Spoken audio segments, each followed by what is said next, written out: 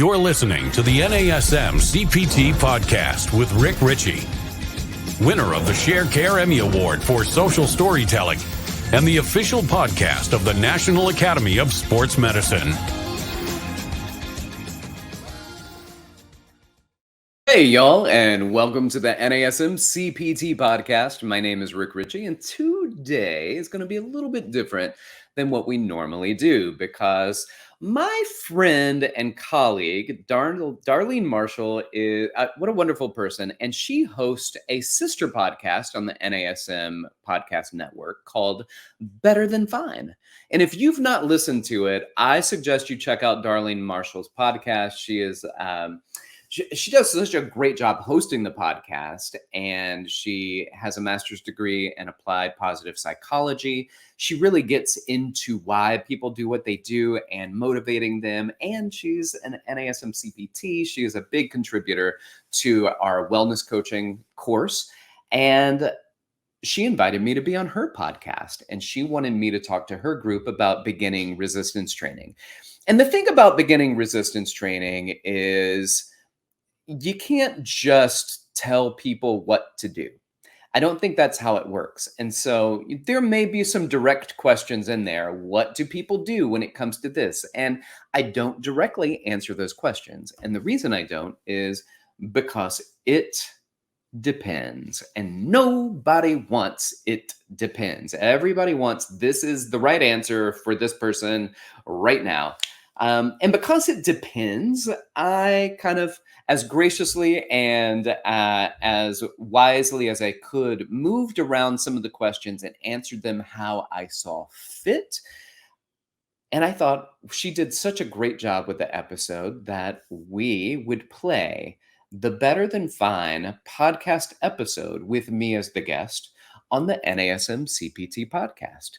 So this is an episode of Better Than Fine, and thank you for checking out the NASM CPT podcast.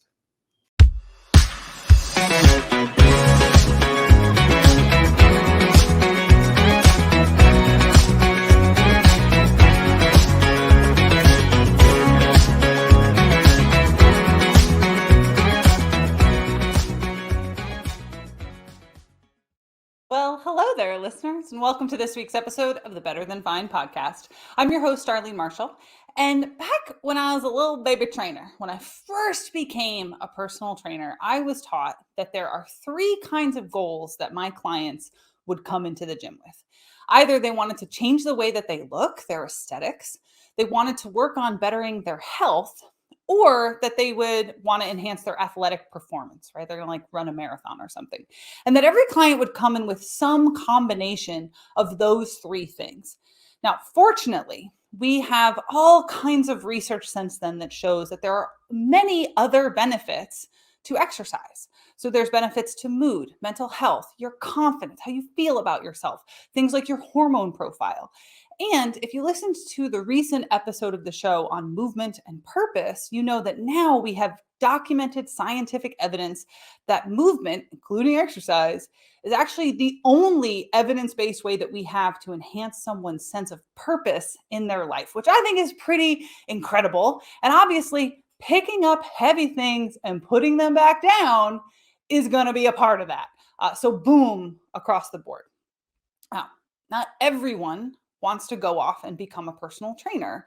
And not everyone has the resources that they could go off and hire a personal trainer. So the challenge then becomes, how do we get started with picking up that heavy stuff and putting it back down, doing it in a sustainable way, and doing it in a way that supports our overall wellness and well-being? Now, fortunately, I know someone who knows a whole lot about that. Our guest today is the owner of Independent Training Spot, which is a string of gyms all over New York City. He's a personal trainer, licensed massage therapist. He's an author. He's an adjunct professor. He is the host of our sister show, the NASM-CPT Podcast. Dr. Richey, one of my favorite people out there in the fitness universe. Welcome to Better Than Fine. Let's talk about picking up heavy stuff. Let's do it. Thank you for having me on your show. You know, I get a little jelly when I don't get an invitation every few months. So It's awesome being here. And of course, this kind of thing started because I was like, I should have you on my show. And you were like, well, since you haven't had me on your show in a while, let me get you here first. So thank you. Thank you. Thank you. I win the show off. You win the show off. You're such a show off. I win showing off. Ha ha ha ha. But I'm very excited to have you on to talk about something that I know we're both passionate about. But when I think of the people that I want to learn from about a thing that, I know a thing or three, but you know like a thing or 50. So you're the guy. You are like Mr. Pick Up Heavy Stuff and Put It Back Down. And I'm very excited to have you here to share this idea of, so many times people hear that they should have some resistance training in their life, in their workout. But there's so much information out there. It can be so overwhelming. And so this episode is going to really focus on that true beginner. So let's ease them into this thing that we love. With a kind of a silly question to start, but I honestly don't know. Like, why do we call it resistance training? And I know I've been asked this before from clients. Is it the same as strength training? That one I do know the answer to, but where's the history of that language and what does it frame for us? It's a great question. And I really like this question because the answer, once I give it, you'll be like, oh, that's cool. I never really thought about it that way.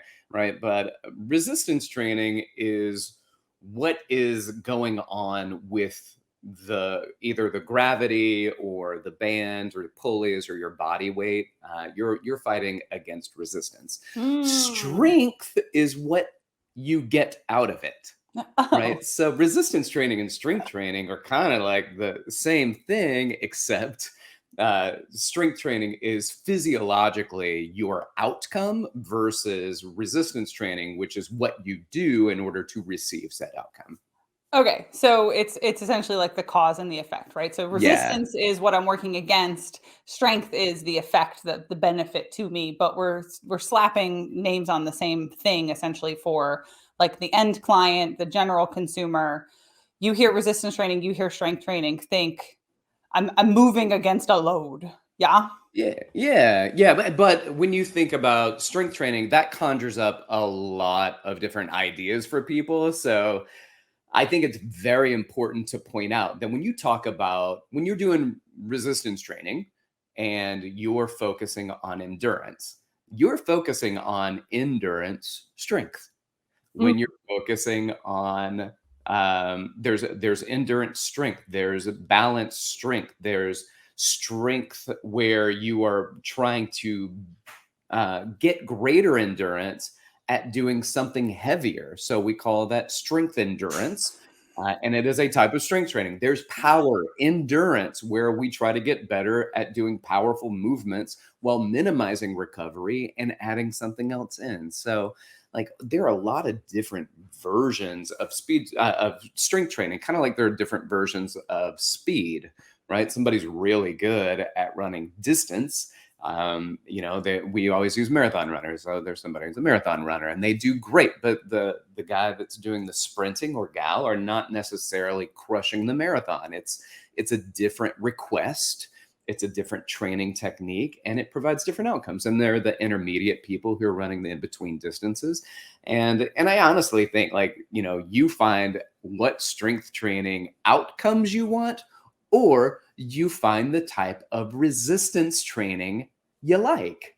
And you might want a different outcome than the resistance training that you're doing, but you're not going to get what you like unless you find the outcome you want, unless you find something you like first. So focus on doing the something that you enjoy doing. So if you say, I don't want to I want to get a little more muscular, but I don't like lifting heavy or it hurts my joints or whatever that could potentially be. Constraint, yeah. Yeah. So we put these constraints on it, right? And these are enjoyability constraints, right? So volitional restraints. And I put these constraints on there, and then once I feel more comfortable with doing something, maybe a lighter weight, then I say, well, if I really want a certain outcome, or I want to get stronger, or I want to maybe develop more muscle, then I can push myself a little bit harder and I can add a little more resistance. I can take a little less rest, whatever those things are that you're setting for your goal, and just start to implement them. But yeah, oh girl, we're about to do it. We're about to do going it. all over the place. Hold on. We got so many gems to circle back to. I know, but this is the broadening and building. That's what broadening and building is. He brought up upward spirals. He brought up positive motion research. Don't panic. Don't freak out. Okay, but I don't want to lose our listener along the way, because we just dropped a whole bunch of ideas and terminology into their lap, and I want to make sure that they ride along with us. And so you talked about endurance, strength, power, like all of these different outcomes and variables. And then you mentioned a little bit about like load scheme and rest. And so I want to start just by differentiating, when we're talking about resistance training and we throw out the word endurance, people hear endurance and they think cardio, but we're talking about picking up heavy stuff. So could you start by just like break that term out for us? When we talk about endurance in strength training, what do we mean? All right. So the endurance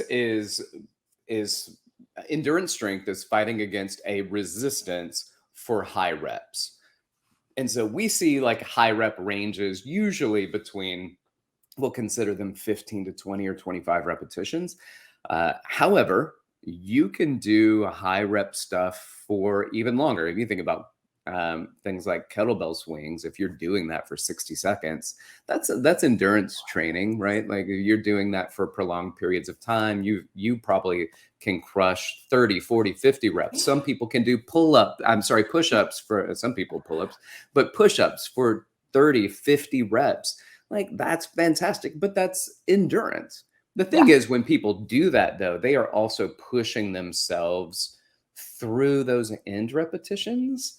And in an endurance training, it is those last repetitions where the real benefit comes, because you're starting to build up like, this kind of burning sensation and exhaustion. And even doing things like push-ups or squatting, your heart rate goes through the roof.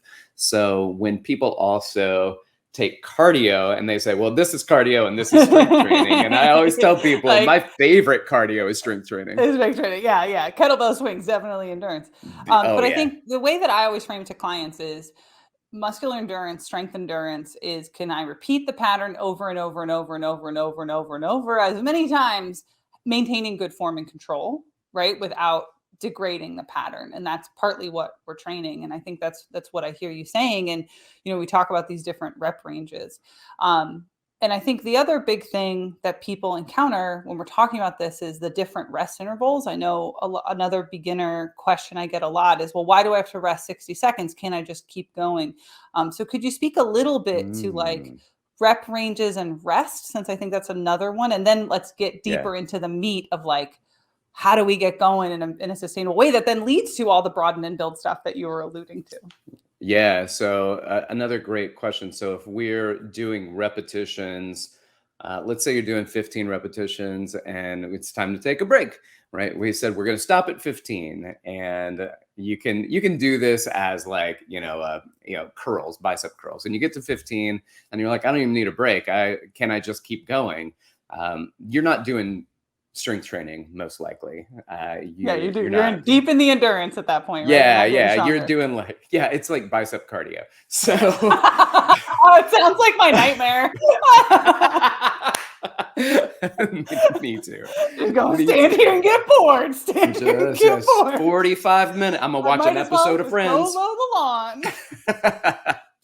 So that ultimately what you're doing is you're saying, listen, and we're going to give you that 15 repetition range or 20 repetition range, 25, whatever. But by the time you get to the 20 or 25 repetitions you're aiming for, you should be really close to your end of actual ability to do it, or do it in good form, as you had talked about, which is important to say as well, right?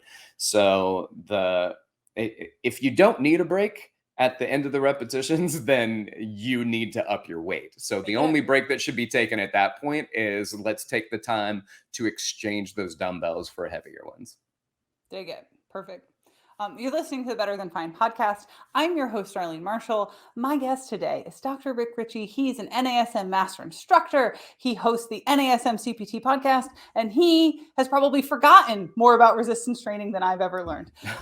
So let's peel the onion one step further, which is you just alluded to a moment ago when we talk about I'm just getting started with resistance training. I'm not really sure what modality to try, what equipment to try, what this, what that. And you gave excellent guidance for the beginner, which we can sum up with saying, pick things you like. But why does that matter? And what do I do if I don't know what I like?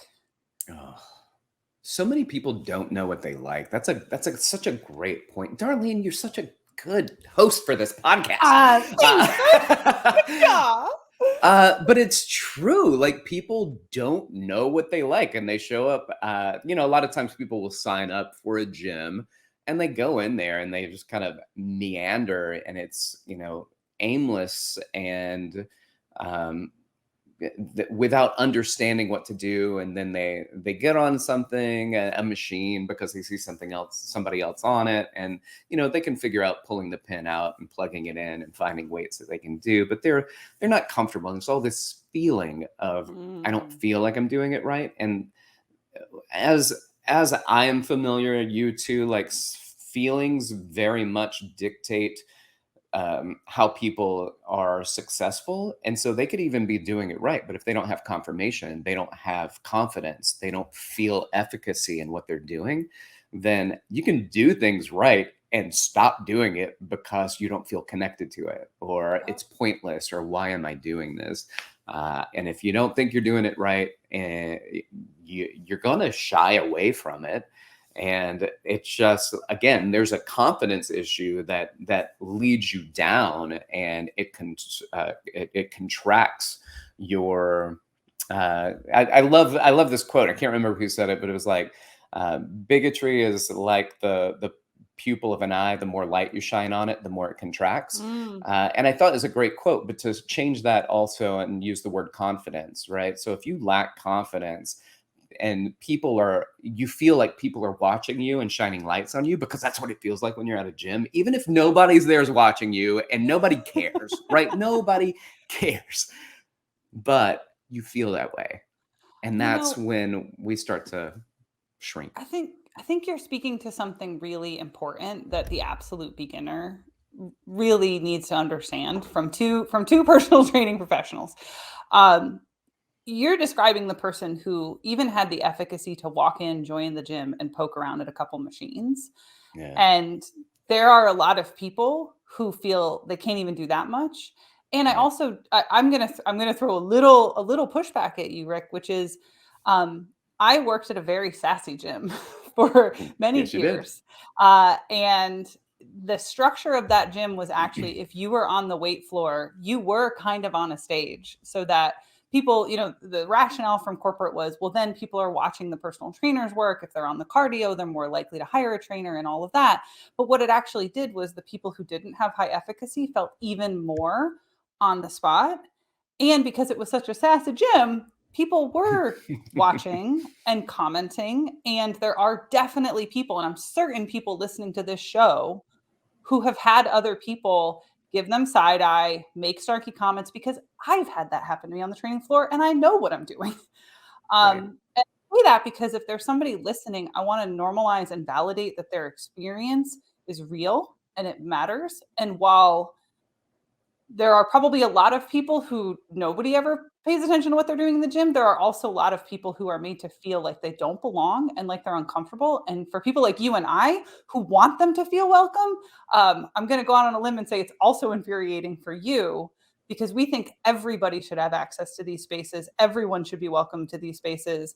And I think social media has made it even worse in the time I've been a trainer, because now you've got people who are recording other people's workouts, they're putting them up on TikTok, and they're criticizing what they're doing. And that's just absolutely not okay. Yeah, you're right about that.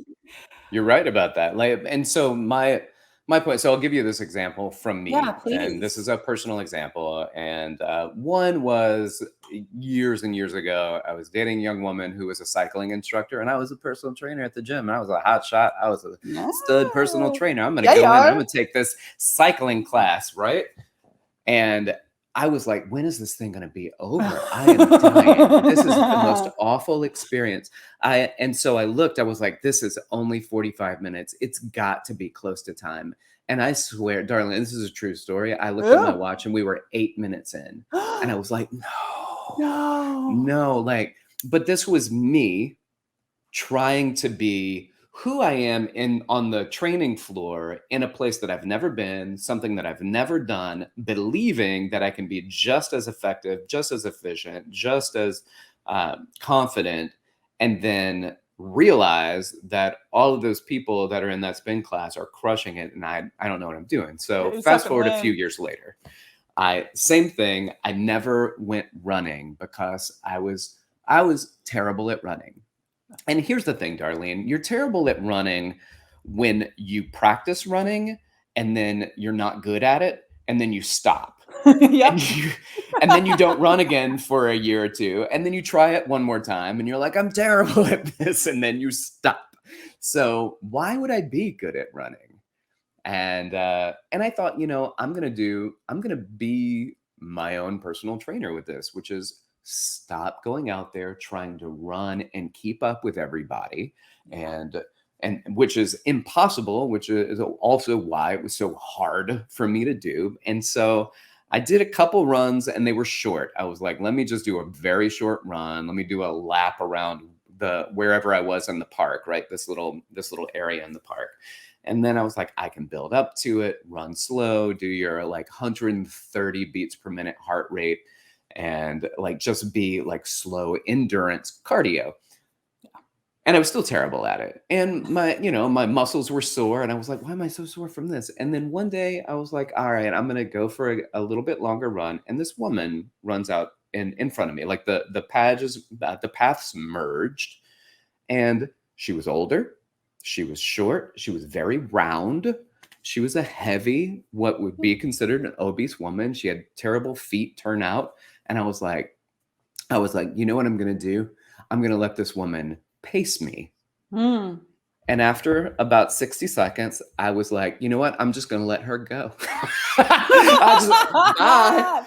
And so like there was a judgment on my part when I saw her, and I was like, oh, okay, like she's going to be slower than me. She's going to be like, I made up this whole story in my head that wasn't true. And she could be running every single day of her life, right? Or she could be new to it and just be way better than me, right? So there are these moments where I had to get over myself.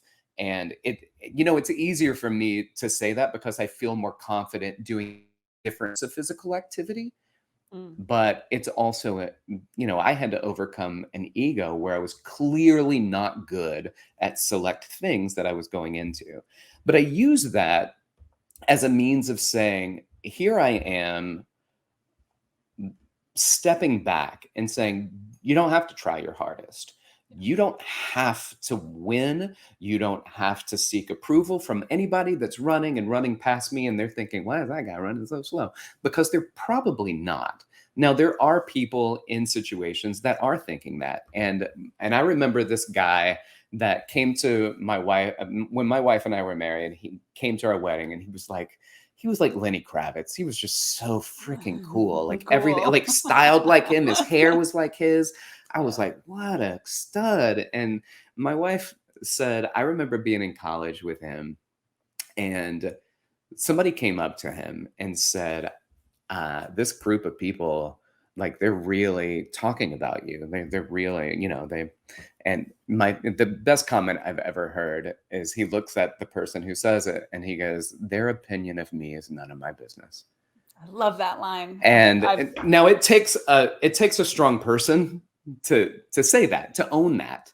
And I wasn't strong at the time, but that every time I start thinking about where I am and what I need to challenge in an uncomfortable environment, because it's uncomfortable because what I think other people think of me, I have to always go back to that guy and remember that statement and see if that can give me some type of confidence or strength, or at least stop feeling the pressure, whether it's there or not, of what other people's perception of me is. Yeah, and the identity shift, right? That it's Yeah, yeah, okay to be who I am in this space, and no one's gonna right. make me feel like I can't. And thank you for sharing those stories and anecdotes, because I think that this is a topic that we don't talk about enough in the Mm, fitness space. The wellness space has its own issues in terms of accessibility and inclusivity. But I appreciate your willingness to go down this particular rabbit hole with me. yeah, Uh, yeah. Thank you. You're listening to the Better Than Fine podcast. I'm your host, Darlene Marshall. We're talking about beginning resistance training with expert trainer and my friend, Dr. Rick Richey.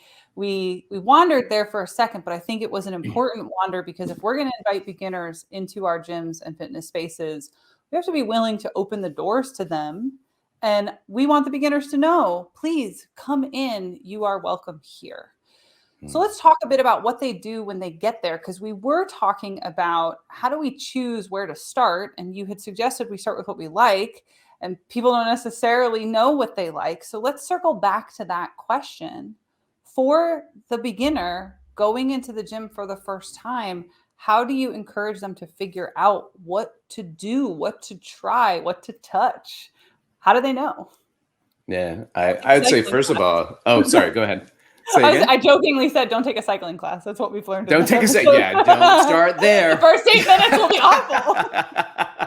Anyway. Or at least don't actually like go all out Don't go for all the out. first 8 minutes. No. Like just listen to the teacher and slow down. So I'd say back up before you even step into the gym, where I literally have told people, when you were a kid, did you like swinging on a swing? And they said yes. And I said, when's the last time you've done it? And they said, it's been a while. And I was like, then just hit up a park, and like an open park, not just a kid's park, and go swing, right? It's creepy if you're an adult and without children swinging. But if you're in an open park, not a kid's section of the park, go and get on the swing and swing. I was like, the pushing and the pulling and the arms and the fun and the reminder of the times that physical activity brought you joy. And felt And like good. that's a really a good starter, right? Like even without the gym, because as we stated, like the gym can be a scary space if you don't know what you're doing. So start with something that you know and you recall that you found joy in. And I think the biggest thing, and this is, I'm sure, appreciated by you, it's not whether or not that's going to help you reach your goals. It's not to see if we can swing to reach your fitness goals. It is whether or not you can start swinging on a chain swing at a playground, Yeah. to see if you can get back in touch with movement and the enjoyment of getting up and getting out and doing something, because a little bit of A little bit something of something. Better is than a better whole lot than of a whole nothing. lot of nothing. So Originally said start by where you're Rick comfortable. Richey on this Thank you. show. Yeah. Yeah, I think, and it immediately made me think of all these other things, right? Like a friend of mine and I, the most sore that I have been recently was a friend of mine and I went roller skating, and Oh, jeez. like my butt and my quads, and I lift, they were killing me. I was like, Yeah. oh man, this is so much harder than I remember when I was 10. But Yes. there's all kinds of playful things that we can invite into our lives. We've had a recent episode on adult play. It can be very challenging for people to open up the playfulness. And so I love this little example of just go try something that you used to like. And I'm Yeah. also reminded, like, swinging a kettlebell actually feels remarkably similar to the rhythm of swinging on a swing. That's And true. so there are ways that you can bring that kind of playfulness into resistance training. But let's say that somebody's already, they play soccer with their kid, they jog 5K, they do yoga, and they're like, no, I definitely want to pick up some heavy things and put them back down. I just Great. don't know where to start. Mhm. Where did they go? Yeah, so you can start on your own. I think just doing body weight exercises where you feel comfortable starting with what you're comfortable starting with. Like that's always the first step. Wherever you are, whatever you're doing, start with what you're comfortable with. And then if you're comfortable going to a gym, right? So you're making your way to a gym. I would suggest seeing if you have a friend, first of all, that knows something about exercising at a gym, that also knows that you're new to it, that will not absolutely destroy your body the first time you're there. Yeah, don't go with the person who's too intense. Yeah. So, because the problem is with people that lift regularly that aren't professionals, they kind of think that people can do what they do on their maybe light days or their easier days. And I'm telling you, like one set of resistance training, like doing squats for somebody who has never done squats, one set might be enough to keep them, a little too heavy or a little too slow or a little too whatever. It might be enough to make them be like, I'm really sore and I don't like this feeling. So this is why I always tell people also when you're starting out, like start slow. I think the majority of people, some research I saw a while back was like they started resistance training program and stopped within 6 months, right? So the majority of people are in that category. But why are they in that category? And that's the question we need to ask. And sometimes I think it's because a couple things. One, when you go into a gym, most people start as if they are trying to solve their fitness concerns today. And that is a dangerous approach to it. Like you are not going to see results today. You're not going to see really any results this week, most likely, not for the next month. It's going to take a little bit of time for your body to get used to it. The first things that happen are neurological, not morphological, which means your body is just getting used to engaging more muscle fibers. Neurologically, my nerves create muscle contraction, but we only request so many of our muscles to fire if we're not lifting heavy. And so when we start lifting heavier, the nerves that have been like rusting on the side are like, oh, we have to wake up. Muscle, slap it around, wake up, wake up. So then the morphological stuff happens as you get a couple of weeks into months down the road. Let's add a small wrinkle to that of some of the hormonal changes happen while you're exercising. So for somebody who's exercising for overall well-being, for mood, for mental health, you're going to feel better probably that day. There's research in the positive psychology space that shows that someone who exercises or engages in a bout of intentional movement reports more positive events for the next 24 hours. So for that person who's doing it to feel better in their feelings, you'll actually feel better that day. And so while the physiological adaptations take time, the emotional adaptations are almost instantaneous depending on what you're doing. So going through your feelings. I love that you said that. And the problem is, like, you see the world I live in revolves mostly around physiological adaptations. And so, but we talk about it with clients where they're like, man, I feel better right now. I didn't want to come and work out. Now it's over. I feel like $1,000,000. This is amazing. We do know that within the very first exercise bout, you can decrease the feelings of depression, anxiety, and stress, and over time can actually get better with people that exhibit schizophrenia. So that's not necessarily an immediate, but it is something that over time actually is supported in the literature that shows that starts to get better. And so there's a lot of importance when it comes to contracting our muscles, engaging our muscles. And we also see this with cardiorespiratory training too, right? So I know we're kind of sticking and focusing on resistance training, but cardiorespiratory training gains many of these same benefits as well. And so it's just like, listen, you got several sandboxes to play in. And in my opinion, you just find which portion of it you want to play in and get in there. And move your body.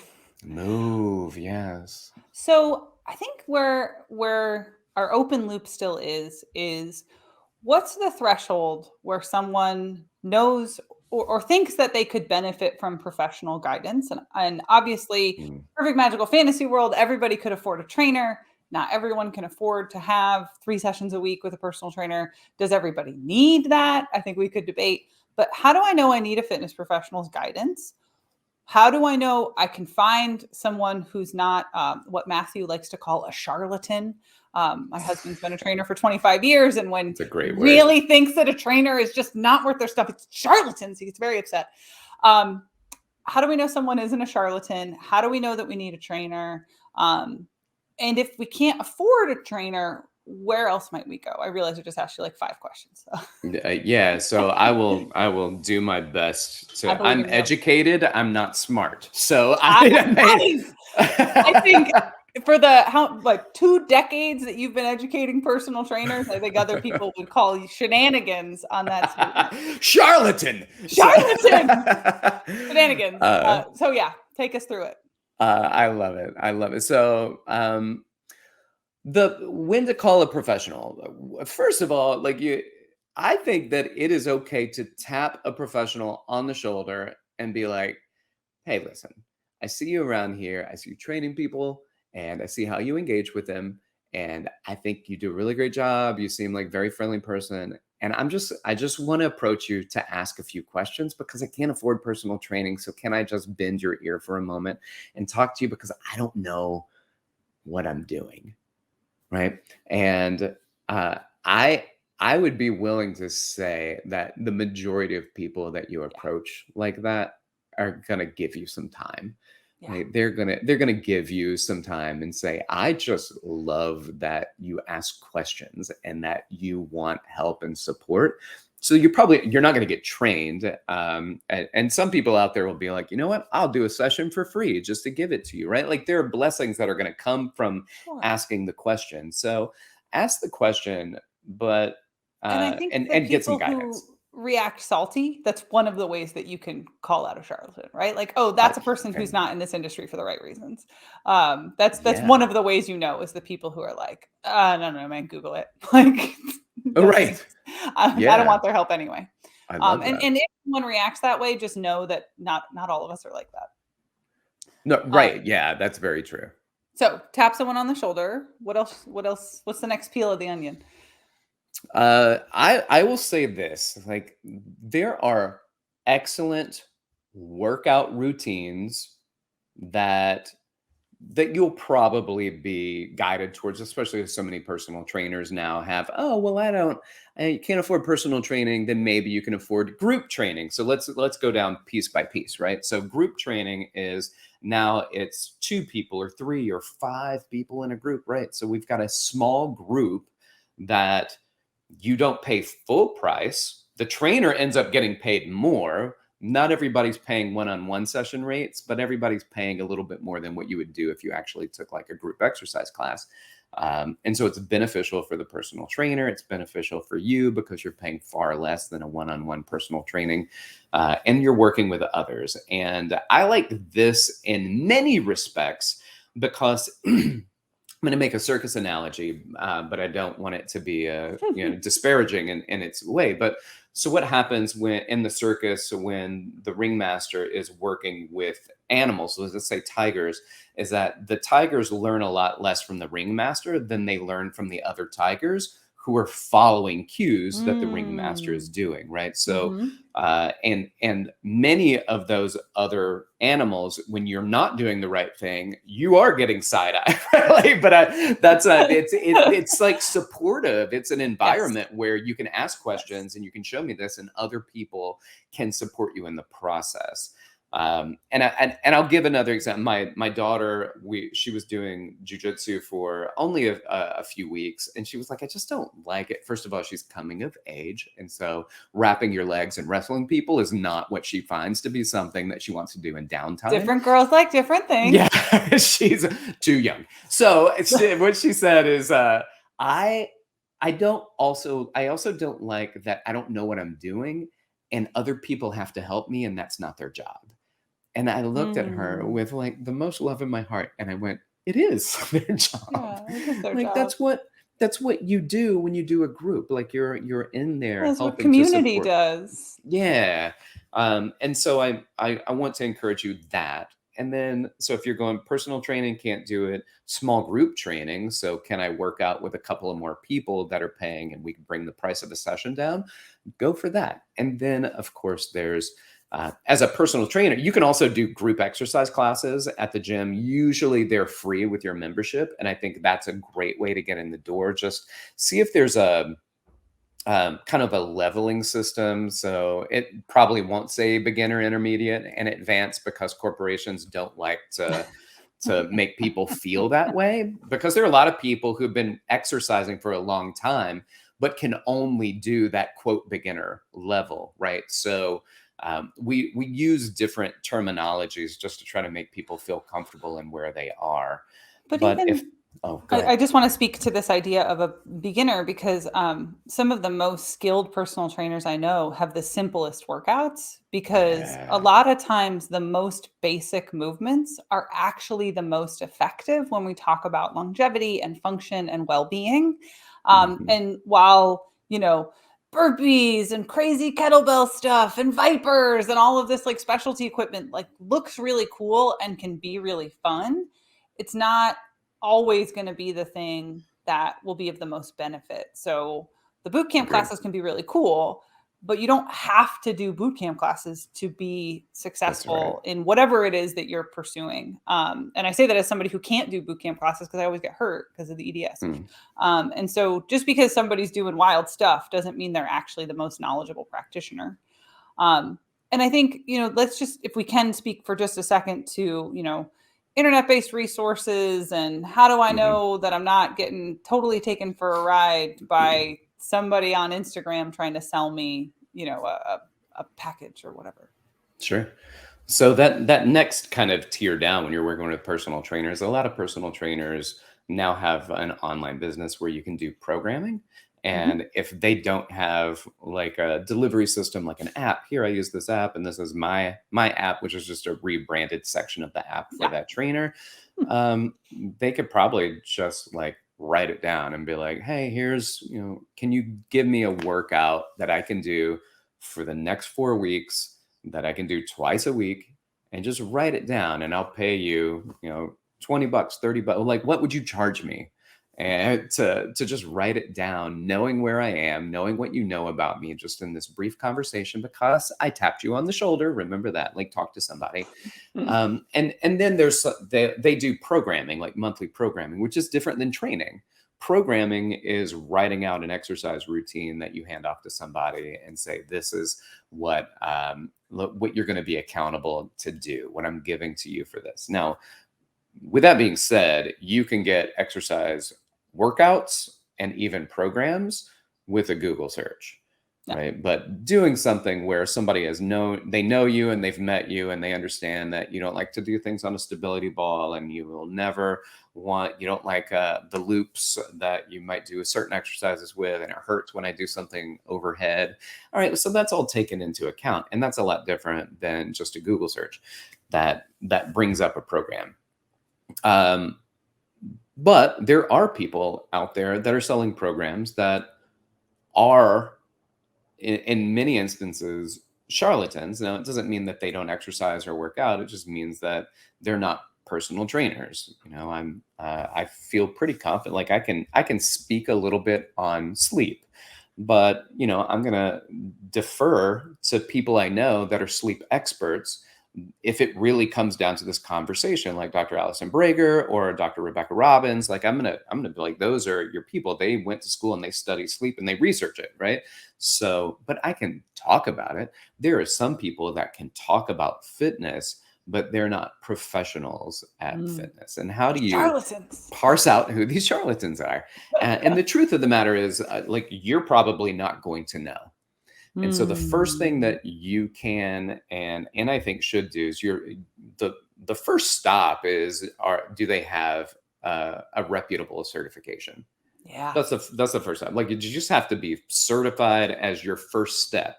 And this goes for any fitness professional that's listening to this podcast. Like, your certification is your minimum barrier to entry to this field. So don't think that you got certified and now you're like, I'm just the same as the person who's been training this long and been doing that. And no. It's just that you've passed your starter course and it is time when you're ready, right? Like a lot of people, they do that certification. They're like, my brain is bent for a few days or months or a year. Like I need a break. But then you've got to get back into it and sharpen your sword again. And one of the best ways you can do that is being around other people who sharpen their swords. Do they go to conferences? Do they do webinars? Do they actively seek out educational opportunities? And that's the kind of stuff that you want to know, because they're flexing their brain muscles, so to speak, and to be better at delivering a service to you. And that should be held highly valuable to somebody that's seeking a personal trainer. So what is their education and what is their relationship with learning when it comes to their job? Yeah, I mean, definitely echoing the certification as the starter, the ground floor. I think the other thing I want to highlight is you said most trainers, because I do know some excellent trainers who don't have online presences, but a lot of them do.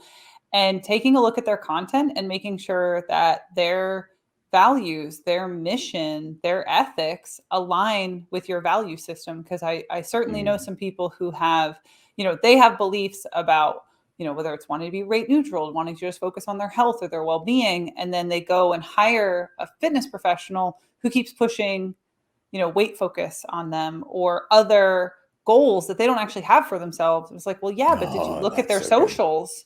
Because their socials are very transparent about their belief system. And so regardless of what your goals are, bothering to check, does this person's values and beliefs and methodology align with what I want for myself? Because if they're not pushing a narrative that matches what you want for yourself, you're not going to get the thing you want for yourself. They're going to push what they believe on you. Such a beautiful and great example. And I tell people when I teach a workshop, when we used to teach workshops for NASM, it's been a while since we've done live workshops. But you go in because you want a certain thing. And if you work with a Pilates instructor, you're going to get Pilates. And you work with a bodybuilder, you're probably going to get bodybuilding. And you work with a sprinter, you're going to be doing A steps and butt kicks. And that's what you're going to get. But if you work with a personal trainer who is kind of a generalist, and I think all trainers need to be a generalist, but they're pushing bodybuilding or they're pushing Pilates or whatever, it doesn't mean that they don't have their niche. I think everybody does. But are they giving you what you want? Now, I, as a personal trainer, also try to manage expectations when it comes to that, right? I have to manage expectations because if you're coming to me for weight loss, then I have to say weight loss is very well supported with fitness, but it's not how weight loss really occurs. And I know every trainer just now who's listening to your podcast goes, don't say it to the public, Rick. The lie must continue. It's not a lie. Like most people, you lose weight through the diet. Most people that are successful with it have better outcomes when they have a fitness program in place. So with that being said, like if I'm trying to pitch you something that I can do, and first of all, it's not working, or if I'm giving you something that's not providing the outcome or the experience that you want. I don't like doing this, but you keep making me do it. Sometimes people don't like doing anything. So you have to pick the things that they hate the least in order to keep them there. And like you said, too, like the other tools, when we talk about resistance versus strength training, resistance training tools are things like the Viper and a domed inflatable ball and things like that. And those things can be good for fitness, but they're also just good for novelty, where you go, oh, this is fun. This is a cool thing. And sometimes we just need fitness to be fun and cool. And then we can focus on all the other stuff when it comes to outcomes. Sometimes we got to just go swing on the swing, Rick. Thank you. Rick, thank you so much for your generosity of time and spirit and knowledge with your smart brain. Where can we find you out on the interwebs? Oh, thank you for asking. So you can hit me up on Instagram at dr.rickrichy, Richey. I'm also on the Threads now, Woot! the Instagram We're threading partner. it. And then you can also email me if you've got questions, rick.richey@nasm.org. And you can check out Rick's show, the NASM-CPT Podcast, where you can learn all kinds of deep things about personal training, resistance training, and fitness profession as a whole, and all the wonderful things. So thank you so much for being on the show, Rick. Thank you. And if you desire to be helping people make effective, sustainable change in more of a wellness mindset, I strongly encourage you to check out NASM's Certified Wellness Coaching course, which Rick was also a contributing author to as well. If you're already a positive psychology practitioner, I'm going to sit here. I talk about movement. I talk about fitness. I talk about the embodiment and all that stuff. Obviously, positive psychology practitioners, you're focused on well-being. If you want to be able to guide your clients, your patients to enhance their physical wellness and well-being, this is a way that you could do that. To get information, I want you to head to NASM.org, click wellness at the top, and I've got a little surprise for you. If you decide you want to do the course and you want to get an additional $600 off, you can use my code MarshallCWC at checkout. That's MarshallCWC for an additional $600 off. If you would like some other resources for your own well-being, I want to point you to the More Better Substack, which is betterthanfine.substack.com. There you're going to find additional practices, resources, workbooks, bonus episodes of the show for paid supporters. And if you're a fan of my work, you want to support that work, of course, you could do that there. That's betterthanfine.substack.com. And if you're a fan of the show, I hope you've already subscribed. If you haven't, you're going to want to do that. And I would love to hear your feedback. You could email me. It's info@darlene.coach. I'm on Instagram. That's darlene.coach. I'm on Threads. That's darlene.coach. You might be picking up on a theme. Like, subscribe, share, tag us. Thank you so much for being a fan of the show, and be well.